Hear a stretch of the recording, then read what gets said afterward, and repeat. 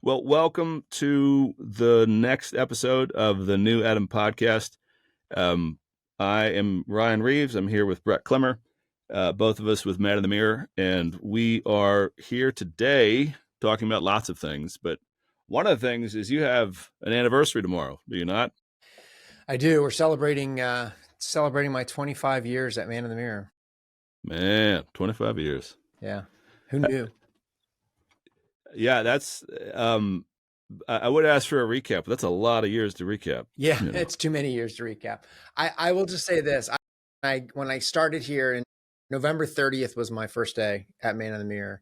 I was coming off a huge business failure, to start a software company, and a lot of friends and family invested in it, and it went belly up after the crash in 2000. In the early 2000, and then it took us 6-9 months to go out of business, which was agonizing. And then also a marriage that was really struggling just because of the stress and of trying to make that company work. And I just needed a job so badly. My wife was just freaking out that I was going to be unemployed, and we were single income. And the Lord just gave me this job, and I just thought, 2-3 years, and then I'll go back into the business world. And the Lord just kept me here, and including through some times where I was absolutely miserable vocationally. But I had good counsel around me. I had guys around me saying like, "Hey, don't trust your emotions. Don't like, the Lord will make it clear what He wants you to do. And if He wants you to leave, He'll give you a way." And I went through like a 1 or 2 year period where a lot of guys I know were getting job offers. Okay. And even guys I was working with were getting job offers that they were turning down.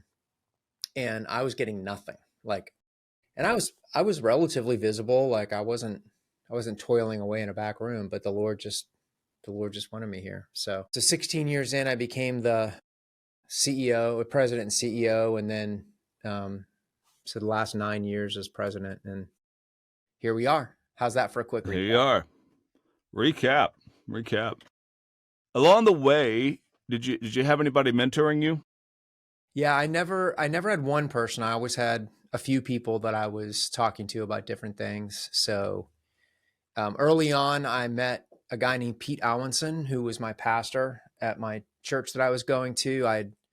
About the time that I got the job here, there were some leadership changes we were going to a mega church, and we were super involved with children's ministry, and the leadership there changed, and we were sort of brushed aside.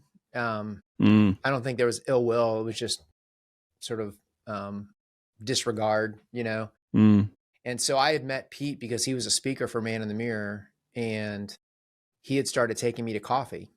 And so about every other week, we would go and grab a cup of coffee together. He's the one that got me onto Starbucks. And I defected from Dunkin' Donuts, being a Bostonian, to Starbucks. That's a big move, man. Yeah, that's a big betrayal. Yeah, anyway. And he started talking to me about Reformed theology, which I'm like, oh, this makes a lot of sense to me, and sort of introducing me to the various aspects of that. And I ended up, he would always say, like, I'm not trying to get you to leave your church, but if you ever decide you want to change churches, I'd love to have you at ours. And so eventually we ended up there, and I became an elder. And then at the church, then I met, there's always 2 or 3 guys that were, talking to me about something, Yeah. And, so I just always had guys around that were giving me input. And then for me, which is really unusual, I think, as an adult especially, is that my dad was also an ongoing presence of wisdom and input.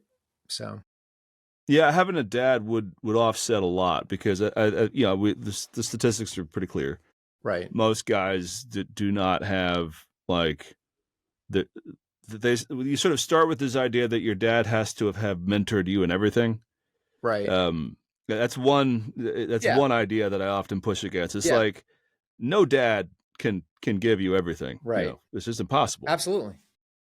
I mean, maybe when you're 10, you know, Yeah, right, you right. know. Yeah, he knows everything then. Yeah. Right. Well, my son, I live by that with my son. When my son was graduating from high school, his birthday's in April. And so I said to him, "Hey, for your graduation slash birthday, graduate from high school slash birthday, I'd love to invite some of the guys that haven't had an impact on your life, and let's have a little party." And I think I've talked about this before. So there were Yeah, like yeah. 6 or 8 guys that all had different ways of influencing his life. And, and they came over, and it was really amazing to see, one was a couple guys were related to music, and a couple guys related to his faith, and just some sort of big brother kind of guys. And it was really cool. Well, I was just finishing up an article on this because, and the way I try to describe it is, you want, we all want a mentor, um, a guy to show us the way. But the analogy I come up with is like, it's like we want the Swiss Army knife mentor, Yeah. but we want every prong and piece on the Swiss Army knife to be the perfect tool. Yeah. So the blade has to be, as good as other blades. But, if you've ever tried to build anything really with a Swiss Army knife, it's impossible. Right. It's a fun little tool. Right. So if you're going to build something real, you need the tool for each specific job. And that's a better way to think about mentoring. Right. That's really good. Yeah.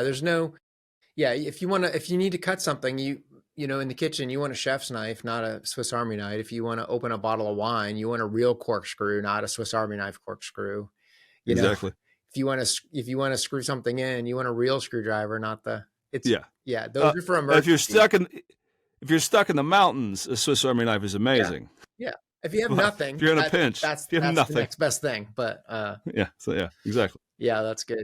Yeah, I think in my life, I was going to say that lots of times I would expect too much. This is younger me. Like I'd expect my coach to also be a personal mentor and a life mentor. But you're like, no, he's just your coach. His job is to just kind of teach you discipline and hard Right. work, and so that he's in that sphere. And some coaches do, coach more, give more, I should say, to their players. But I also had a youth pastor, I had a dad, I had older brother. There were lots of these experiences throughout my life when I was very young, Yeah. and then even older years. I would be looking for a mentor. My problem though was I kept looking for the Swiss Army knife, like the guy who was going to like be everything. And so some rather painful experiences where I remember asking someone to professionally mentor me, which was a needed thing, but being disappointed that they weren't mentoring me in other areas, that they didn't also care about like my life, they didn't ask me about my kids, that kind of thing. Yeah. Yeah. I think we can get disappointed when somebody who's really good at something, and then they're like disappointing in a different area. Like, oh, this guy, like if your CPA gave you really good advice, but his kids hated him. Well, that doesn't mean that his financial advice is bad. It just means don't ask him for advice on raising kids, Right, exactly. Right. And I think that calls for some like prudence and going in with your eyes open when you're trying to find someone to help you with a certain thing. So by the way, the article that you wrote is fantastic. You haven't said it, so I'll say it's called Gandalf is Not on His Way, which is a great title. And just looking at the different sort of mythical mentor figures that we have, which I'd never thought of it quite that way until I read this article. But like you talk about Gandalf and you talk about Dumbledore, and what was the other one? Obi-Wan. Obi-Wan, that's right. Yeah. So they always ride in. They're always perfect. They can fight. They can fight. Think. Yeah. Teach you about life. They're the everything. Right. And they have secret knowledge. They all have secret knowledge. Everyone. And they all wear capes. Yeah, that's the main thing. That's got to be the main thing. They wear long flowing robes and big. They'll have beards. Let's see. Yeah. Yeah, they'll have beards. They all have beards. Well, I But would that's what advocate. we look for Yeah, is when we get disappointed in the average and the normal. yeah, And you know, I I think so that's the one thing is you start with this honesty about everybody you're interacting with has limitations. right. And if you don't start there, you're going to be wildly disappointed in life. Yeah, And especially in mentorship. yeah, yeah. That's good. It makes me think of the one perfect all-in-one mentor in literature is probably Aslan, right? True. But he's True. the exception that proves the rule because he's the Christ figure. You know, that's Right. the only Right. In place that you can sense, it find works. that. Yeah. Yeah, Though Gandalf is, yeah, we're not going to go there. He's supposed to kind of be, but not really. But you're right. But and I think that's the importance of fiction is like it does point to the fact that the mentor we want is really Jesus. right. It's just Jesus is happy to send people into our lives that help us along the way. Yeah, And I think that some of that anxiety or that stress we put on, the men we meet or the men that might be mentors or disciplers of our lives, we overstress. We make them have to be either as good as Christ or they're just not, worth right. our time. Well, and it's like a common like plot twist even in movies is that guy that you thought was super has some character flaw and then like we're hugely disappointed. Yeah, yeah, Instead of like, oh, well this guy can't be perfect at everything. Like yeah. It it's has to be that way. Yeah. yeah, I mean, yeah, it's not if he has a character flaw, it's what character flaw does he have, you know, because he's And human. how is he hiding it? Yeah, Yeah, exactly. Exactly. Yeah, and so there's this sense, yeah, that you're looking for the perfect person, and then there's this disappointment sometimes you can't find them. I think then the next step that younger men have to sometimes deal with is that they're not always good. I wasn't always good at assessing what areas of my life I even need to improve in anyway. yeah, So you're just kind of looking for an everybody, like there's got to be something, and what it might be is a couple of areas of your life that you want to grow in, and that those are the areas that you need to go find a mentor in. yeah. You know, we do this. We have this partnership with Manhood Journey doing Iron Circle. We call it Iron Circles, and I know you've worked on Yeah. that a little bit. But that's the whole idea, right? Is figuring out the different areas that you need somebody, and then thinking through. Okay, well, who might be the person that I could talk to about that? Mm-hmm. And maybe we could throw up the website for that Yeah. on the Absolutely. screen. Well, yeah, we absolutely can. And ultimately, though, it's funny because the areas always come down to like the same things for young men, like the builder ages. It's like I'm a new dad, help. I'm a new Right, husband, help. right, Or the opposite, I'm unmarried, help. What happened? Can't find anybody. So it's relationships, and then right. there's young career stuff is often those first steps.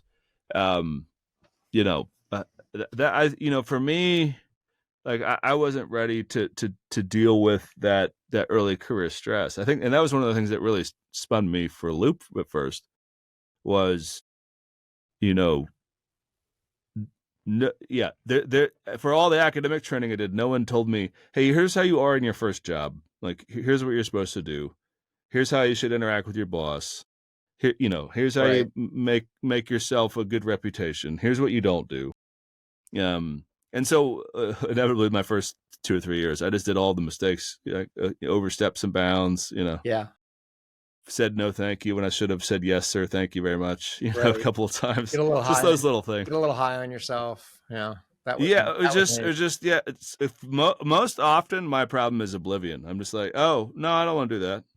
It's just, and I don't, I didn't hear that it was asked in a British way. Like, Yeah. would you like to maybe, possibly, but yeah, I think assessing ourselves is good, and I think that's the first step is like, all right, how am I doing with my relationships? How am I doing with my kids if I have any?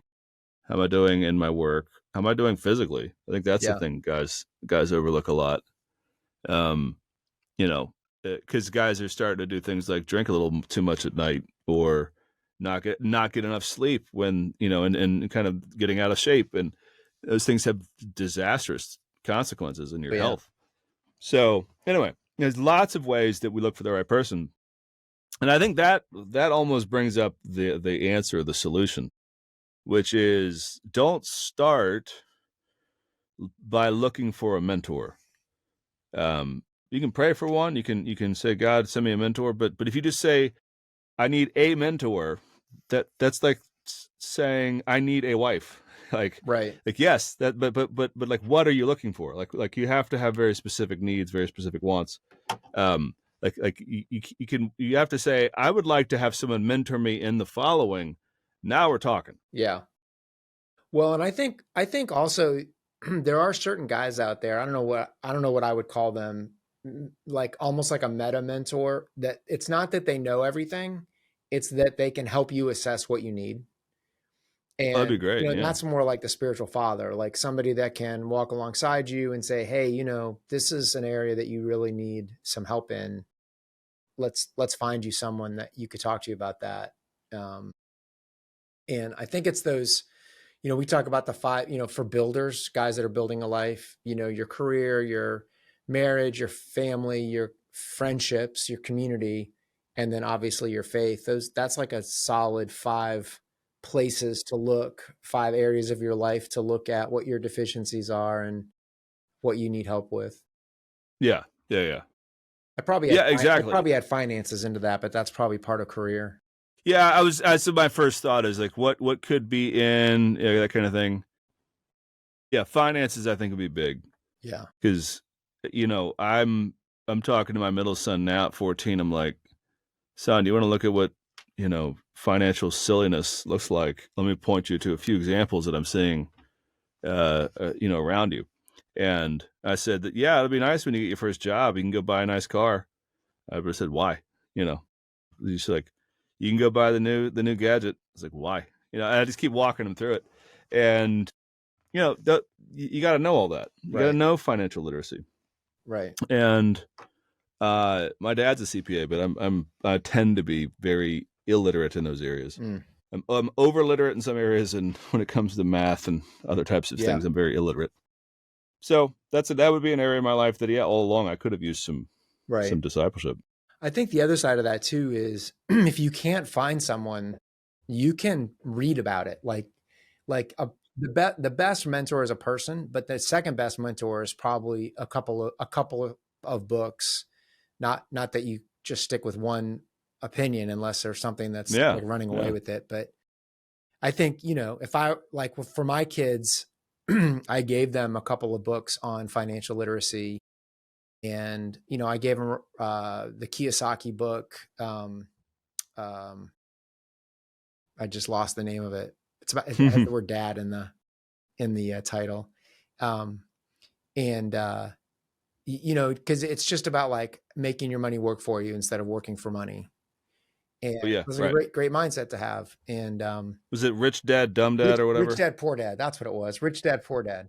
Yeah, and the crazy thing is his rich dad was his best friend's dad, who sort of showed him how to make money work for you. And then his own dad was his poor dad, who was a professor, full blown professor at the college. But everything they made, they spent, you know? Wow. And so he's like, here's my best friend's dad. And he's, owning a couple small businesses and always pinching pennies, but he's Yeah. the one that's got, money coming in that he's not working for because his money's working for him. So anyway, so I think there's books like that. Yeah, or there's Especially now. oh yeah, Just look at the statistics. Like, everyone's complaining about the job market, yeah, or sorry, I should say the housing market, but there is a significant percentage of folks that spend a lot of money on a lot of student loans that now can't re-up right, to another loan for a house. So right. that was I did have a line with my son the other day. I sent him something slightly about financial literacy. Oh, it was Black Friday. I sent him one of those. It was Braveheart, and it was Oh, I like saw hold, that. hold. I saw Yeah, that. Nine ninety yeah. nine hold, 9.99 hold, 10.99 marked down to 9.99. Go. Yeah, exactly. Yeah, the silliness of Black Friday. And I sent that to him, and I said, a wise man is financially literate. And he said, well, what's this about? And he kind of got it. And I said, well, I just said, people are just really dumb. I just said, we we're all susceptible to this silliness. And I said, if you think about it, like nobody needs to be going out necessarily on Black Friday to do all this stuff. And and yeah, I just said, you know, just don't be a fool. And it's taking its root. But it's, you know, it's the kind of stuff that I'd never really thought too much about when I was younger. I will say this: we often complain about the challenges of parenting now. What you just said is so true, because I can, what did you call it, meta disciple my sons, Yeah, my sort of daughter. meta mentor. Yeah, You can kind of give them like, hey bud, hey daughter, I don't have any, I'm either not good at this subject or I'm the counter example to this in right. life. Like don't be like me, you know, in these several areas. But I can be like, hey, but I know you need these Yeah, I can areas. point you to the answers, even if I can't show Yeah. them in my own life. I can at least point you in the So right direction. already 2 out of my 3 kids are far beyond me in terms of math skill. They're in high school. Yeah, And but I can say I can't teach you how to continue on with this. I can teach you how to study though, and what that process of mastering something is, because it's not just stare at the page. There's some other things I can teach you, things like that. And so like seeing that in my kids has been nice. But back to sort of us. The other thing I think it's important is that self evaluation process that we're talking about. I don't think it should end. yeah, I you know, I'm fine. You know, one of our previous episodes was we were talking about midlife crisis, and you know, I'm finding in my life, yeah, I like hanging out with guys that are my age or just a little bit older who have like the same experiences of parents are getting of a certain age, kids right, are right, almost done with you, and you're like, that's interesting feeling. And I gravitate. It's like when you're in college and you go back to high school and you're like, who are all these babies? You know, right. you felt like you should be there. It's like that. Every time I hang out with a 25-year-old, I'm like, I just we're both adults, but I feel like I'm an adult plus, you know, right now, and I need to hang out with the older guys than me. Yeah, it's So peers, right? I mean, yeah. yeah, our backs hurt, and we got to talk about that. You know, Yeah, unless you have some shooting pain down a leg, do you really have any wisdom at all? I mean, yeah, if you listen to Blink 182, you need to be screened for colon cancer soon. Just saying. um, uh, so let's get a little practical. So we already talked about doing some assessment. Let's wind it down with practical though. Um, uh, you do a little assessment. You yeah, go, okay. We've talked just now about financial literacy. Let's say you're one of those guys, and you say, all right, I don't know squat about investing.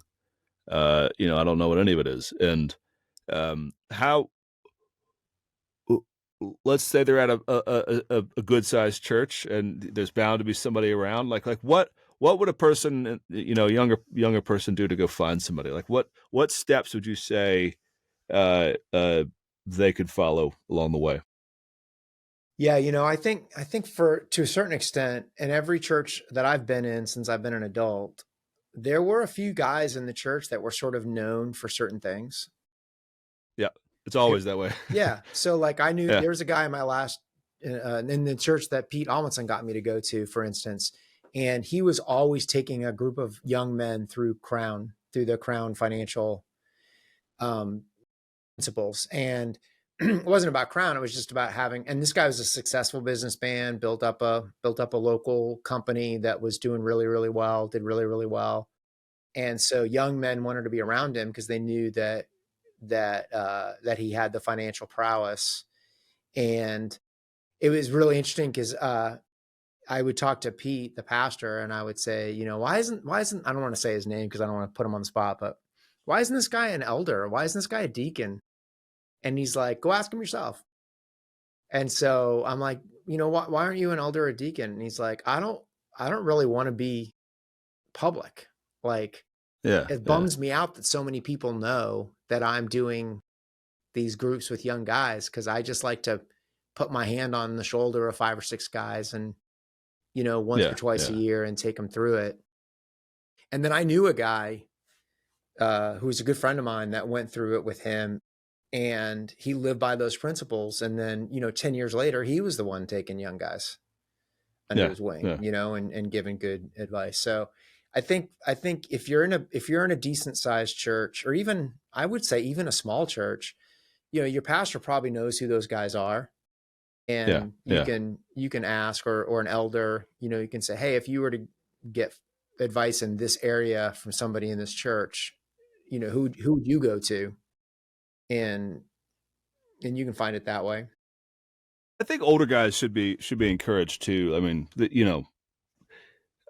what we've often run into cases where guys are not sure if they're going to be a mentor, like a Oh pastoral yeah. mentor, and I think they're often implicitly saying is, I don't know if I'm the Swiss Army knife, Right.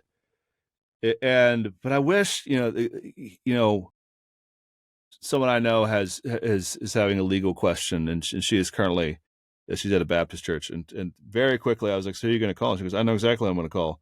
There's Lawyer Dave or whatever his name Yeah. was. Like that's Yeah. what they call him around church, just because if you need a question, Yeah. he will know who to call. Yeah. And I think that I would actually start if you're very young and you're just completely at a loss. You could ask your pastor. Just say, hey, I'm looking for somebody that knows.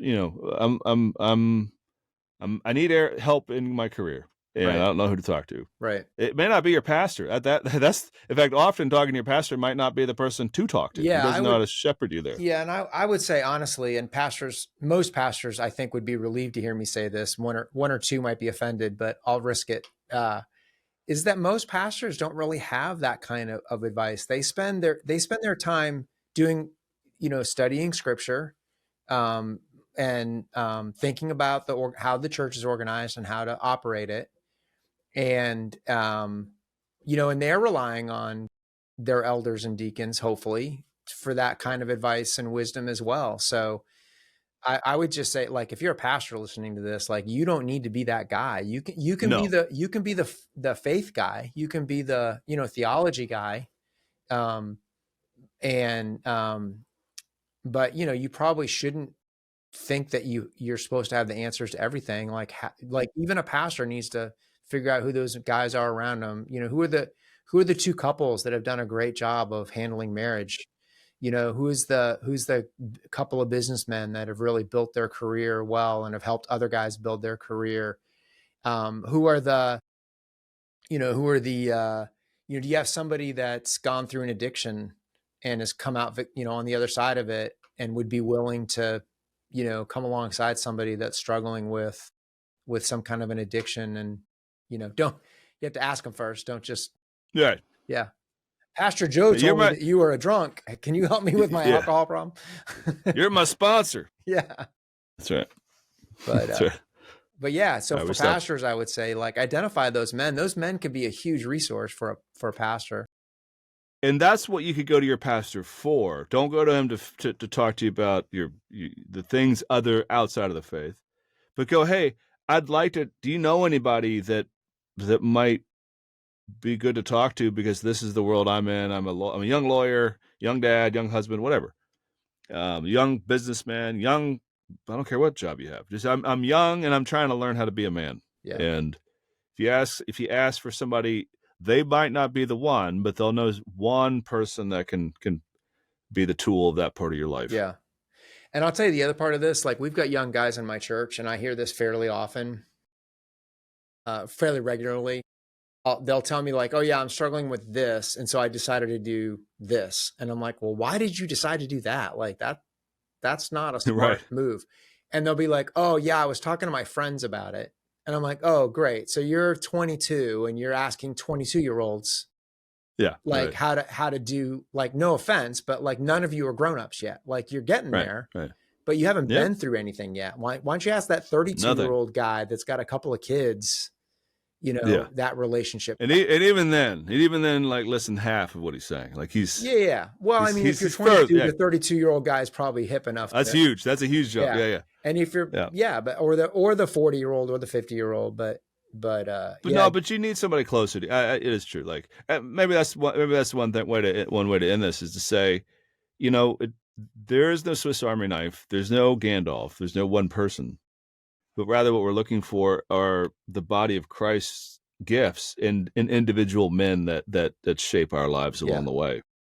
And you talked about it in the article again. Just to go back to that, Gandalf is not on his way article in the He's on the he's a website. fiction guy. Yeah, Uh, is that the Bible even says, like, there's hands, there's ears, there's feet, there's different parts of the body. The Bible talks about different people have different giftings. that's right. So don't expect everybody to be everything. Anybody, don't expect And anybody to be everything. if you do, expect to be disappointed. Absolutely.